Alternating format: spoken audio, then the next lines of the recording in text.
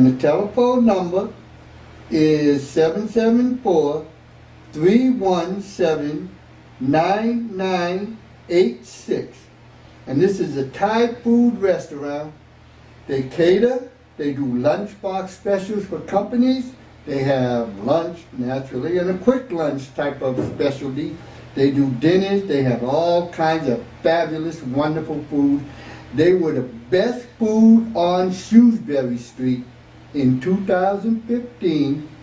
And coming up this June 17th, their 1-year anniversary, they'll be having a special event taking place, and the mayor and all those other kind of people will be popping by. That's Basil and Spice, 299 Shrewsbury Street in Worcester. Now what? Nobody could be bigger than I. Pumping up right there, that was Pumping Iron. That's the Arnold theme song, right there. Arnold, y'all remember Arnold? Schwarzenegger, big fella, big old arms, chest, small waist. Yeah, Miss Olympia, back in the day. Well, that's Pumping Iron. But we played that because everybody wants to be a hero. That's the main theme of that song. Everybody wants to be a hero. Every man wants to be bigger than Dad. And that's exactly true today. Let me read you this little quote here by Nachmanides. I don't even know who that is. Previously, precisely at the time where one king arises to pillage our possessions and destroy us, another shall arise to protect and save us. Now, that's exactly what this is all about. Today's show is about being a hero. There is one truth among many, that one is everybody wants to be a hero. But what does it take to become a hero? I think we'd be surprised at what it takes to become a hero. It really doesn't take a huge amount of muscles. Being a man over 6 feet tall, you don't have to be handsome. I take my glasses off. Look at that. Pretty, like Muhammad. You don't have to be smart, fast, well-spoken, have a top job. You don't need money, cars, or any other superficial material thing. The thing you need are inward. Things that make you that make up a chivalrous life. You need to be courageous. You need to have empathy. You need understanding. And most of all, you need the capacity and the willingness to love. That's what makes a hero. Heroes have been painted from a Western as a superhero. You know? There's someone who's in charge, someone not only in charge, but they charge right into the face of danger with confidence and the ability to right wrongs. That's the image that everybody has of heroes. Well, one of the images anyways, is that person who arrives on the scene, and just because of his mere presence, everything becomes good, everything's taken care of. That ain't everybody, but everybody doesn't have to be that person to be a hero. You know, everybody doesn't have to save everybody all the time. I remember back a couple of years ago, you know, when cowboys used to be the hero. You know, let me tell you about cowboys. They would be riding at a full gallop, stop shot, right there in front of the bad guys, shoot all the bad guys and everything, save the women and the children and the merchants and the storekeepers and the ranchers and the whole town. And then they would smile and gently smile a little bit, and they would thank their horse. I don't know what that was all about, but that's what they used to do. They would thank their horse, and then they would ride off into the sunset. That was one of the pictures of being a hero back in the United States during the era of the Western movies. Yeah, they would leave behind a great amount of size. From the women, they would all melt and everything, and the guys would be nodding their head. Mm-hmm. Yep, that's a hero. I know him. Yeah. You know, everybody was proud to know the hero, shake the hero's hand, or even just look at the hero. They themselves didn't want to really be the hero during that era. But now, everybody wants to be the hero. And that's good. The image is important. Heroes must be, at some times, bigger than life. That's important. They have to be like that. It's the risk to one's safety and well-being for the safety of others that makes this happen.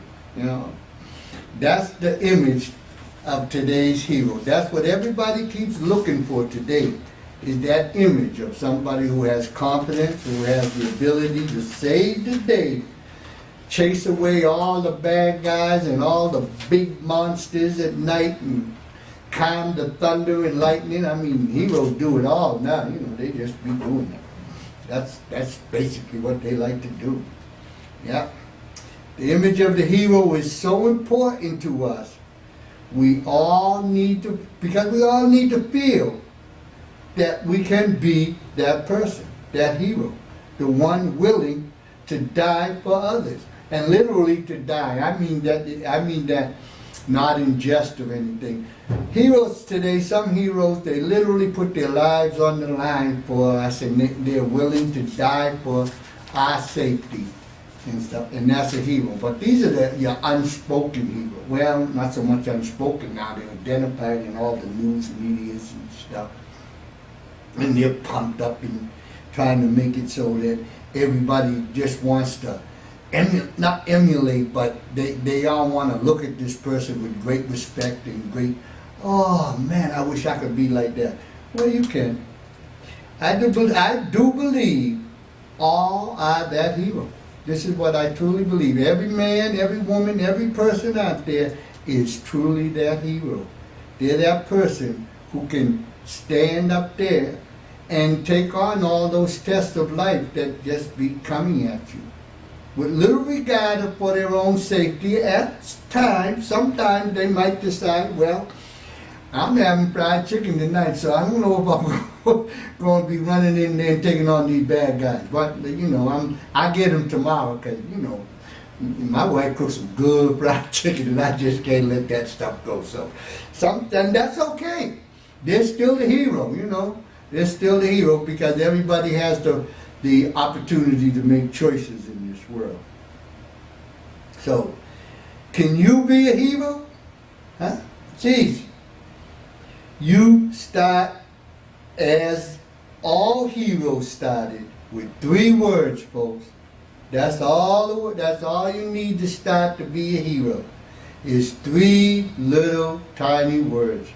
I know you're all out there sitting at the edge of your chair just waiting for me to tell you what those 3 words are. I know you're all guessing in your head, what can them words be? What those 3 little words be? So I know some of you romantics say, oh, I love you, what are 3 words? Nope, that's not the 3 words. Here's the 3 words that make you a hero. These are the words that start every heroic action there is.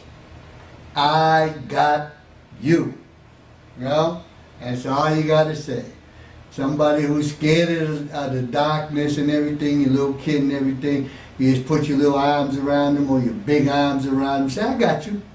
You know, automatically they feel safe, calm, and all their woes and demons run away.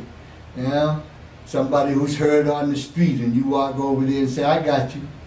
They feel better about themselves, automatically, better than any medicine that they could get. They just they're jumping up, going home. Thanks.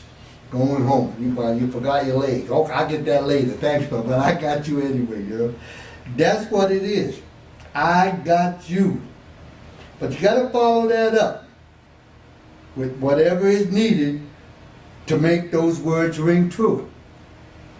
Like I said, it might be just some arms around somebody. Makes the words I got you, that's safety right there. Might be just a smile leaning on some person and telling them, I got you, you'll be all right. And then you take care of business. You talk to them, you listen to them. They feel good about it. They don't have to be injured. They might just be a lonely person who's sitting on a park bench feeding birds and stuff, and you just happen to be coming by and smiling, and they say hello, and you put up a conversation and say, I got you.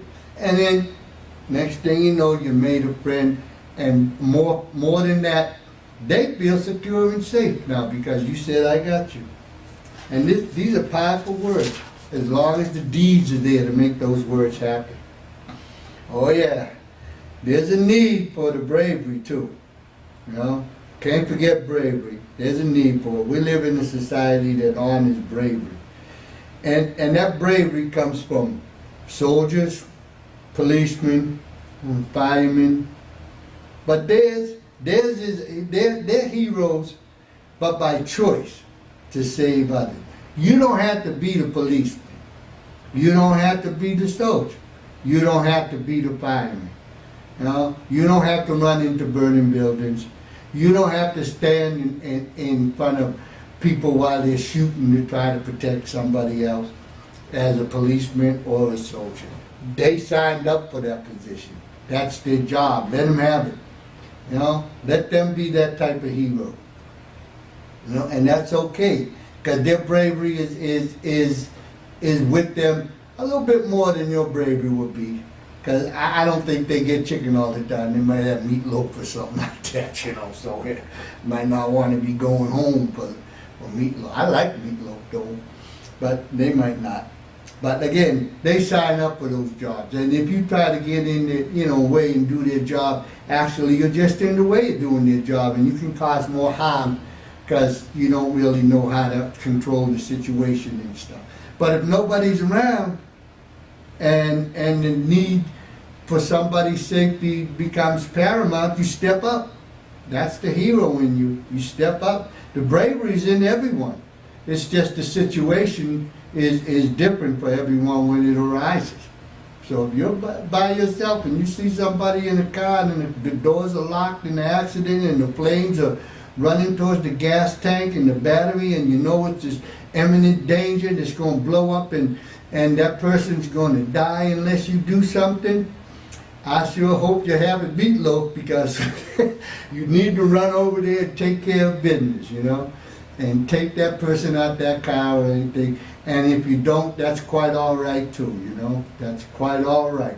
But I know that everybody out there would give it a shot the best they can. Sometimes you can't get through the flames. The flames are just too hot, you know. So the empathy and the feeling that you have because of that situation, don't feel bad. You're not the fireman. You're not trained to know how to get over there. You're not carrying the tools. You don't have a fire extinguisher, or you might have a fire extinguisher, but you may not know how to use it. You know, most people would take the fire extinguisher and shoot it straight into the heart of the fire. That's going to make the fire worse. You got to take the oxygen away from the fire on the outside and then suppress it to the middle. Take it in a circular type of motion and bring it in. But you wouldn't know that unless you were a fireman or something in that thing. So I said, everybody has the bravery because everybody wants to be a hero. But the hero, which really counts in everyday person, is the father, the husband, the sibling, the wives, the co-workers, and the friends. Anyone who's interested with people, who interacts with people, can be that hero. Anybody. I'll play a little song for you right now, if we can do that. Now, mute. I go here, mic off. I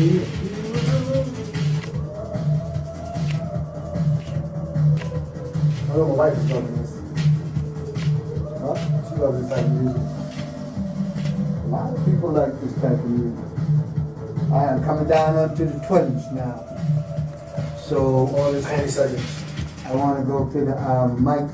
All you women want heroes, all the kids want heroes. You gotta be strong, and you gotta be fast, and you gotta wear a cowboy hat. Yeah, yeah, you know we do. Now, look here, I gave you that little bit of list of real heroes of the day. You know, fathers, husbands, siblings, wives, co-workers. You say co-workers? Yeah, co-workers and friends. Now, let's start with fathers. They're easy.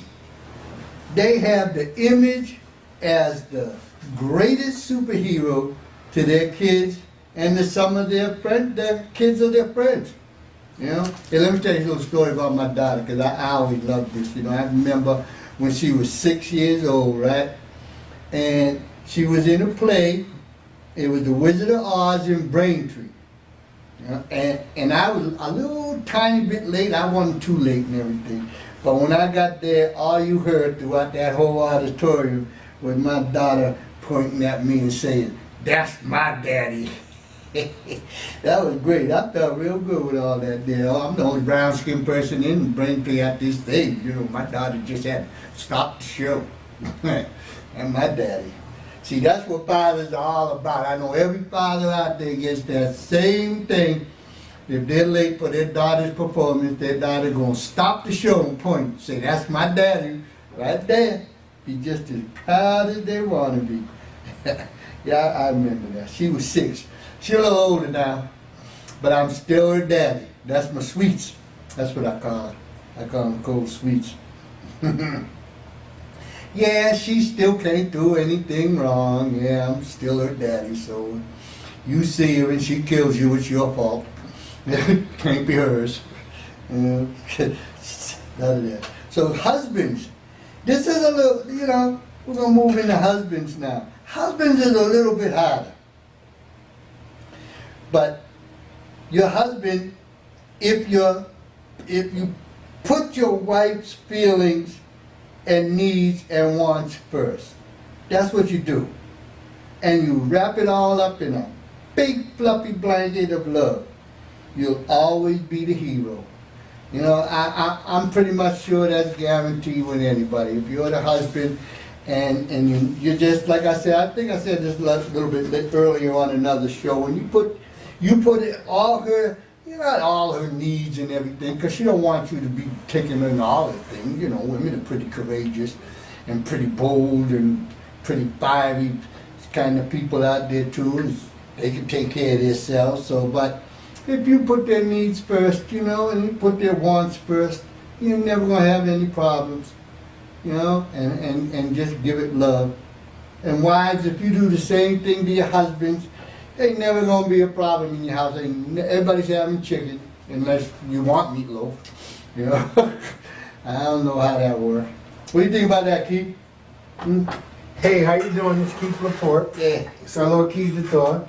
I think that's deep. You just made me send a text to my wife saying that I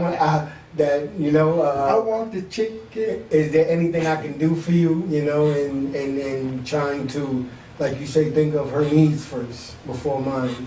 Well, you know what she needs, just give it to her. Just give it to her, right? She needs the world. That's all. She needs the world, and you're trying to give it to her. Yep. That's all. She needs the world, give her the world. Most women might just want the moon, and that's pretty easy to get. Just like, you know, you just find a lake, and when the moon's coming up, run right up on the beam, and then grab that moon and pull it down. I mean, it's pretty easy to give the moon. It's a little harder to give them the world. Yeah, the moon, yeah. But the moon's pretty easy. So all your husbands out there, give your honey the moon. There ain't no reason why she can't have the moon. I like that. You're my baby the moon. That's it. Yeah. That's how that works. And that, you know, and this creates great harmony in the house. You know, if I mean, it ain't about just kissing butt all over the place. It's about just taking it that, you know, the needs might be, leave me alone. I'm tired. You can sense that. You know, you might want to play, but you say, okay, I'll play a little later. You know, so you don't even have to say it. Just say, "Hi, honey," you know, and go about your business and say, "Man, come on, get over this so I can just wrestle you up." Yeah. Or throw a glass of water at you or something. I don't care, something to get you going. Yeah. But that's all that kind of play, and I'm sure every man out there has his special little play out there. And women, don't get too mad at men when they do things like that, because the real secret after being a hero, which every man is and strives to be, all they know how to do is play. We ain't all that smart, even though we try to project that image. That's all we know. You girls were the ones in school that were going to all their fancy classes. You knew where the guys were, in gym, down in the shop, you know. You know, or being late, they were in detention. You know, so they're not too bright. You know, so and I know that home ec class, that's where you girls learn all these things. Yeah, that's where I was at every period, getting something to eat from somebody. Yeah, that's where you learned everything. Now you got siblings. This is it. Yeah. The big brother, the beautiful sister, the happy cousins, all be the image of strength. You know? The one, that's who the brother is. The one who's not going to let anything happen to them. That's the image of the big brother, the little brother, any brother like that. And maybe in most cases, in most family, it's the sister that's protected the brother. But that's the image that it comes like that, you know? And it's just, it's a playful teasing. You won't get any thank yous from siblings, so. If everybody out there, if you think you do something that's really, really courageous and really has a lot of empathy towards your sibling, people, whether it be your sister or brother or cousins or something like that, and you think you're going to get a thank you for them, well, don't hold your breath. You're not going to get a thank you for them because siblings don't do that. But what they will do, they will give you some gentle, playful teasing, you know. Yeah, you ever seen kids in the car or something like that, or sitting on the couch? Stop touching me! Stop touching me! You're touching me! Stop touching me! You know, that's just showing their love because they're happy that they're right next to you and they feel safe and secure. You know, so that's what makes siblings heroes and stuff. Though. It's just like that. Now, co-workers. You say, what are you talking about, co-workers? Yeah.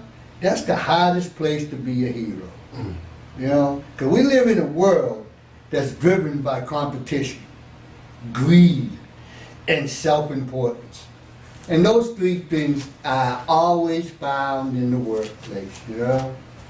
The competition, oh, I better watch out for that guy, he's trying to take my job, you know.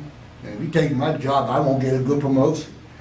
You know, that's just something that happens like that. So to help you, co-workers may be looking at us for usurping their position.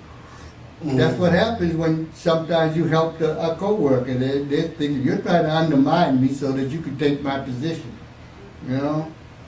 So, but you just open your heart to them, feel good, even if it's the person who doesn't want to be helped and everything, and you know, you might just walk away and give them a smile and not help them, or you might just offer to help them in anything. That's okay, because you're still the hero. You know, you make the effort. It can be a verbal effort. It can be an effort that goes right deep into it and stuff. But you know, it's like I said, all you gotta say is, "I got you." You know, you don't understand. I got you. And then you can go on and help. You think about that. You're working, man. Yeah, I was thinking a comparison from sibling to trying to be a hero as a sibling, because just like you said, my older sister, even though I was the biggest, she was the biggest. She was the biggest and the baddest. Oh, yeah. So my older sister was the protector, but we invited competition. Like, she was faster when I was younger. As I got older, I was faster than her. And, you know, she invited it. She used to brag like, yo, my brother's the fastest. You know, my brother's the best in basketball. My brother's the best in football.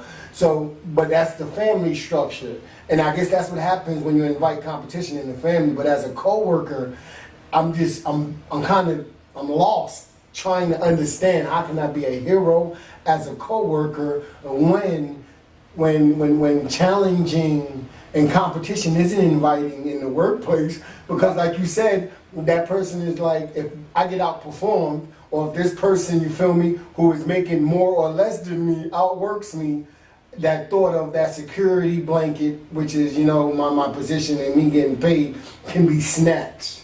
But people don't never look at the flip side of that is when one door closes, another one opens. And that always happens in competition. If you're a competitive person. I don't know about all that. Why? I'm just talking about the heroes portion of this here, you know. So yeah, hero in competition. And, you know, back at that on the siblings and stuff like that, I don't know too much about everybody's household and stuff, but I know in most households, especially households from the South, when the kids leave out the house, and even if there's 5 brothers and they're 5 years older than the first girl, the last words out of mama's mouth is, take care of your brothers.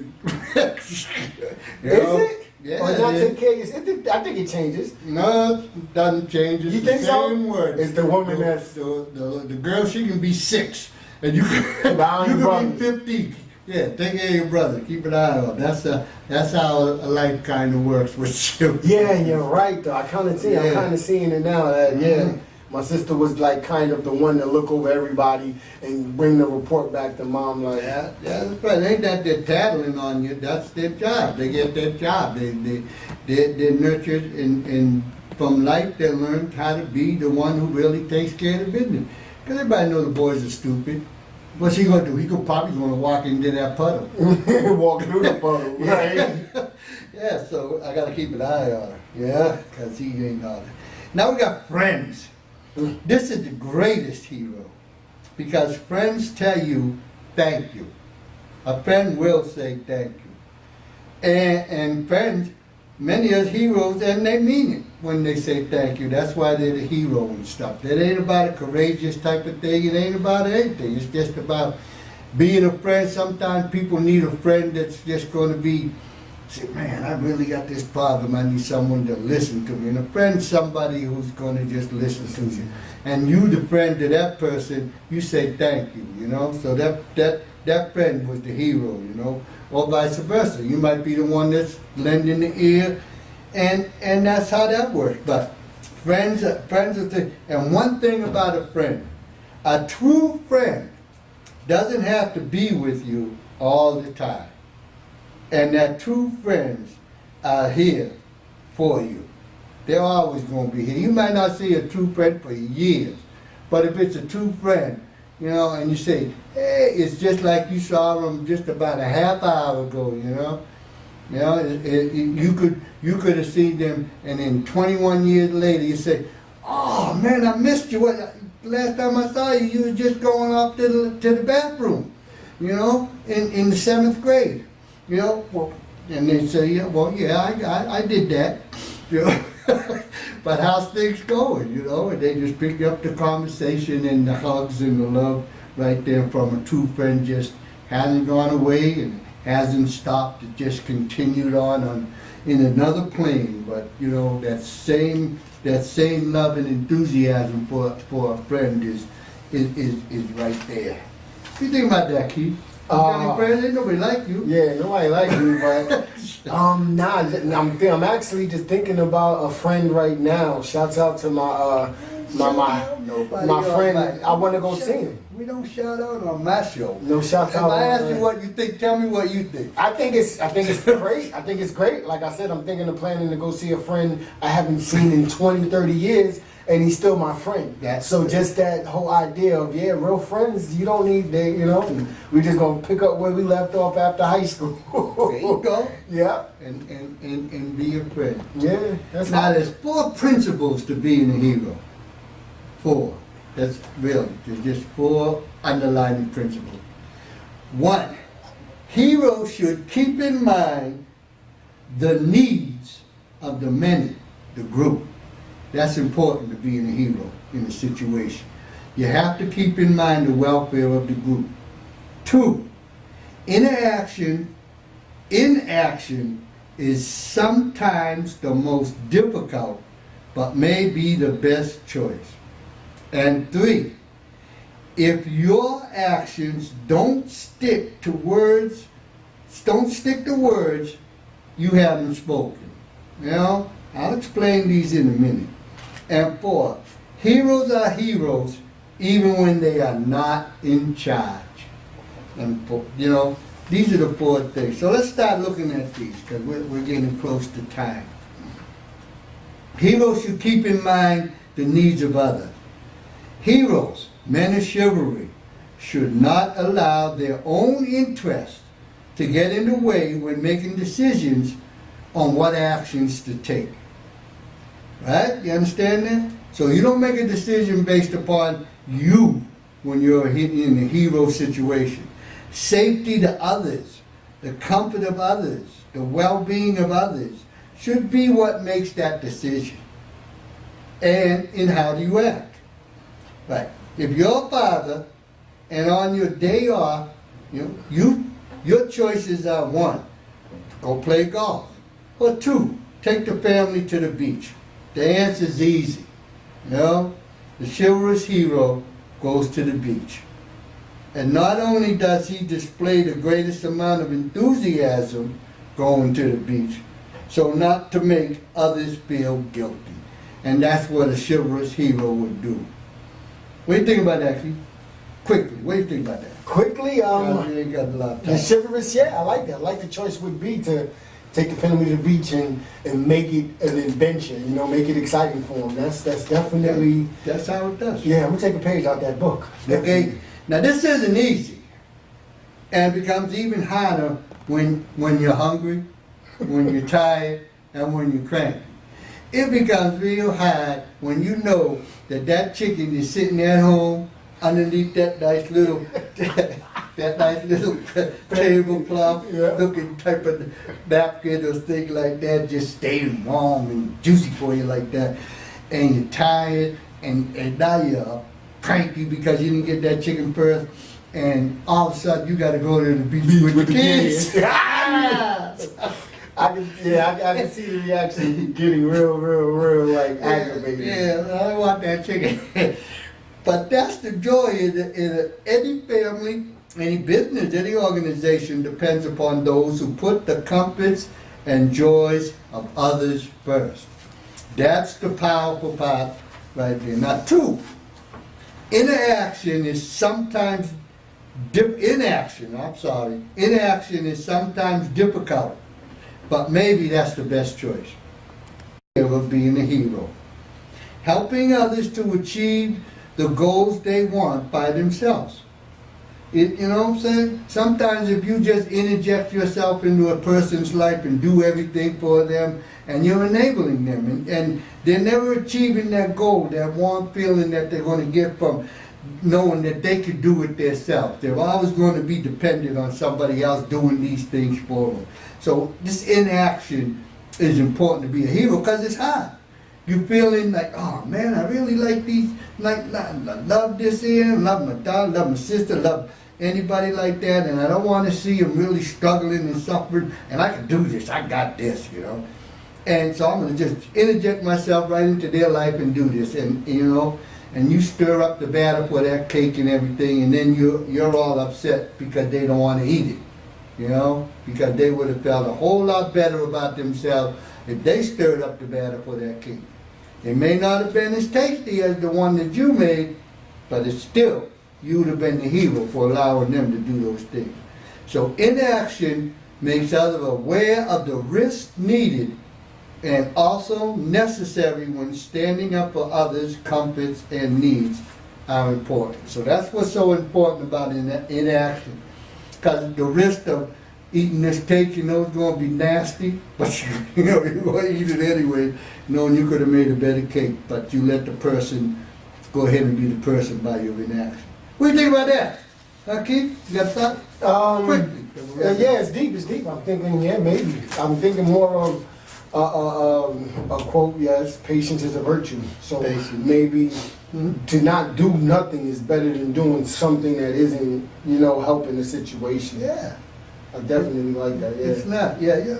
I mean, I went to the seminar once, and quickly I saw this movie that they show at this thing, and the guy, he had just finished running. He ran up this hill, and he's leaning on his porch, stretching his calves and stuff like this.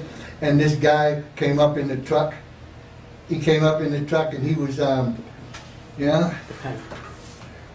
He was just happy, having a good time. He's a truck driver and everything. And he sees the guy over there leaning, pushing this car and everything. So he stops the truck and jumps out. And he goes over to the guy and he helps him push the car right over the cliff. so he was a hero. What? He thought he was being a hero, but in action was definitely the main person. That did it. He ended up pushing the car over the cliff. So sometimes in action, really. He just kept his traction shut. Yeah. Different, yeah. So, okay. So here comes number 3. If your actions don't stick to the words you haven't spoken. This holds true in any form of action. That's a hero may take. Actions need a plan. And a plan needs to be communicated in its best form. More importantly, the plan of any heroic situation, the plan of any situation must be clear as to protect those who you wish to help. You know what I'm saying? So it doesn't matter. If you're going into any situation, you have to formulate a plan. You have to communicate that plan to others, telling them, all right, we're going in. This is how we're going in. You know, because you gotta secure the situation, so you're helping the people that's in dire need, or in any situation. It might be just making that cake. This is how we're going to do. Put this ingredient, that ingredient, this way, and stir it up. But the communication has to be there so that the best form comes out of that. And this is the heroic thing, you know? And that's the way that you protect those you wish to protect and help. Because if you just go in there and ramble all over the place and everything's in your head and you understand completely what you're doing, but nobody else understands what you're doing, this is what happened during 9/11. 9/11, a lot of people charged into that building to help out and everything. They didn't know where the stairs were. They didn't know how to get out. A lot of people who worked in them big tower buildings, they never took the stairs. They didn't know how to get out. The action plan wasn't there. Everybody was trying to help, but if you don't know where the stairs are, you can't come down the stairs. And that wasn't communicated to people, you know? Some people got out because the communication was taken over, and they listened to some of the firemen that were there who had went up the stairs. They knew where the stairs were. They directed the people to the stairs. So the communication was sound, and a lot of lives were saved. But I don't know, but a lot more lives could have been saved if they had a plan and if that plan was communicated. So, and then if you make an error in your communication, you should accept that you have erred and not to downplay it. If you downplay it, you only send the wrong message. You know, probably the message about self-grandizement. You know, that's more than likely what the message is going to be. Is that, yeah, I made an error, but, you know, this person makes an error, and that person makes an error, and all these other people, and you try to bounce it off all over the place like this. It's like, hey, I made an error. Sometimes that happens, you know, that I make errors, but I learn from it. That's all you got to do. So poor communication is the one reason why heroes that have huge courage, empathy, and willingness to do the right thing sometimes send the wrong message and their efforts fail. You know, what do you think about that? I think that's deep. I think that is deep, because if you think heroes, I'm looking at heroes as leaders, and yeah, the number one downfall of a hero is projecting the wrong message by what you say. You know, and then if what your words is, what you say ain't adding up to what your actions are, you know, just because you can't communicate it right, then, you know, you're really acting. You're trying to play a position and put yourself in a place that you're not doing the best to get the bang for his buck, which is but you know, message. The communication is any way you want to do it, because the plan's yours. Yeah. You just communicate that plan. You know, if your plan is, it doesn't matter how you say it. My plan is, we're going over here to the left, and there's a staircase about 50 feet over there. Take that staircase, you know? Not, okay, go down the stairs. All right. Where the stairs at? You never told them. But if you tell them that the stairs are over to your right, about 50 feet, that's your plan. To get these people out the building. And I'm sorry if it upsets some people because I'm using the Twin Towers as an example, but it's a powerful example. You know, it's a powerful example of how a plan without communication isn't a plan whatsoever. And the hero, he's not the hero. Yeah? So here's the last one right here. Heroes are always heroes, even when they're not in charge. You know, this is the hardest one for people to understand. If you're a hero, the idea of heroics is not just about helping and comforting those in need of help, but also about marshaling, adding comments and direction to those who are in charge. And again, I'm going to use the same example that I've been using because I think it's a powerful one. And it's my show, and I'm wearing my hat, so I can do this. You might not be the one in charge, and that's what happened to a lot of people in I understand from reading in Twin Towers. The boss is in charge. Oh, it'll be all right. Sure it will. Both buildings are on fire. Don't worry. Stay at your desk. It'll be all right. You know? And the hero that were really helpful in them situations told the boy in not a whole lot of words and everything, okay, I'm taking a sick day, and they were out of there, you know. They went. But that's what happens sometimes when heroes have to stand up. A lot of people, because they didn't have, there was no plan for such an event like that, so nobody knew what to do. The managers weren't wrong in telling people to stay in their desk because he had controlled the situation. He had order at the time. He knew where all his people were. And, you know, he just didn't take them out of danger. He didn't know to take them out of danger. If somebody had just jumped up in some of those situations and said, follow me to the right 50 feet, we're going down the stairs, people would have jumped up and followed them to the right and went down them stairs, you see. But that person wouldn't have been the manager. He wouldn't have been the one in charge. But the hero is always a hero, even when they're not in charge. So this is partly about what that means. You know what I'm saying? Yeah. What do you think about that? You know? I think good example of how to be a hero and not be, you know, the manager or the man or the head guy. You don't have to be the boss. You don't have to be the boss. It's just the control of the moment and the communication and the plan. Like you said, you have the plan and communicating it to people, which is listen, the staircases to the right, 50 feet, let's go. Yeah. And you know, that's better than, all right, everything is good. You don't even know what the situation is, so you really don't have a plan, so you're giving misinformation, miscommunication, you know. Yeah, but so, you don't try to interject yourself into a situation either. That ain't what I'm trying to say. You don't try to overshine your boss because he don't know anything. You know, you assess the situation. And if you don't think that situation is calling what's been dictated and everything, and you voiced your communication to the people and everything, and if they don't respond, that's fine. Keep going.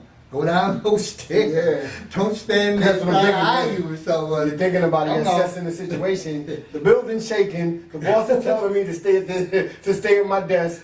I gotta go. If y'all come with me, y'all come with me. If not, you know, some people gotta come. Yeah. So helping those in charge, bosses, often feels wrong.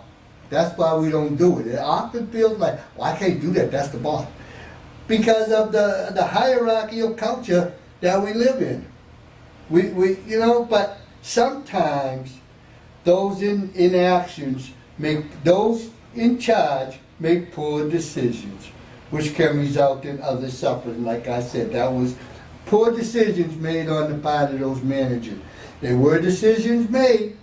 They had all but one component taken into taken into a court, Yeah. and that was taking the people out of harm's way. But maybe they didn't know. Oh yeah, I don't think they didn't know what harm was at the Yeah. time. And But for the hero, it takes the greatest amount of courage and tact. Tact is important to this. To take the risk in objecting to the decisions made by others in charge. It takes courage because you can get fired. It takes tact so that you be able to, you see the wrong, and you got to be tactful to this and everything, because still there's a hierarchical culture, and you're not, if you're not the boss, you're not at the top of that hierarchy. You know? So when you know it's the right thing to do, and that your future could be in jeopardy, yet a hero does what's best for all. You know? That's what heroes do. Well, folks, we're coming down toward the wire. we got 4:15. I'm gonna play a couple of songs and everything. So give me a little feedback before I get to my ending here on this. If you had, got anything to add to being a hero and stuff like that? Nah, this is the first time I've ever heard being a hero broken down into, the 4 categories that you did. Actually shine some light on, on things that, I should be doing, or a better way to do it. It's good though. I think it's good. My feedback would be keep on educating people on how to really do it the right way. I'm not trying to educate. I'm trying to return chivalry to its proper place in society, because all these things here, hero, courage, all this type of thing, empathy, all this here, this is all old school, real old school. This is what life used to be like in the United States of America. For many, some people, you can put in arguments all over the place. There's enough of them and stuff like that. But the chivalrous thing, especially in the home, the hero was the daddy. Daddies used to feel good about coming home, pick up their kids and stuff like that. When they come in there, the kids just grabbing on their leg and they just having a good time. And the neighbor's kid pick up the neighbor's kid too. Before you know it, you got to have like 20 arms to pick up all kinds of kids and stuff like that. Carry groceries for the wife. I mean, it was all good, and you loved the person that you picked to spend your life with, because that's what you did. You chose that person to be the person that you wanted to spend your life with. So in choosing that person, the hero gives all they can to that person. But that doesn't mean that they don't play either. They'll play with them too. And men, if you're listening out there and you're playing with your wife and she asks you how I look in this dress, don't answer. Run out the door. Don't move fast. Get away from that situation. There ain't enough hero in the world to answer that question. So I want that's my tip to all the men out there. Don't ever answer that question. Oh, my throat hurts. Find that excuse. Get away from them. So leave it before I play a couple of songs. So all you heroes, and that's everyone, I want y'all to put on your cowboy hats, open the door, go outside, put on your best swagger, and let the world know a hero walks among you. Alright, this is Stupid Joe, and I had a great time here with Keith Laporte. He's from the One Man Show. One-man team. The one-man team on Mondays and Fridays. Tell them about this. One-man team talk show Monday and Friday, 1 to 3. Mm-hmm. And then, like I said, it's a good show, focusing on people who didn't let anyone or anything stop them from obtaining their goals. And we got Will over there. Thanks for giving me the opportunity to listen to this live and in person. One thing that really stuck with me, what you said about the hero, when you said about the people running into the World Trade Center and they didn't know where the stairs were. Yeah. Another good thing about a hero is a hero knows when he can't do it alone. Exactly. A hero knows when he needs help. A hero knows that he can't conquer the world on his own foolishly. That's so hero will accept help. All right. That's a hero right there. Yep. Yeah. I'm gonna play my, I forgot how to play my song. You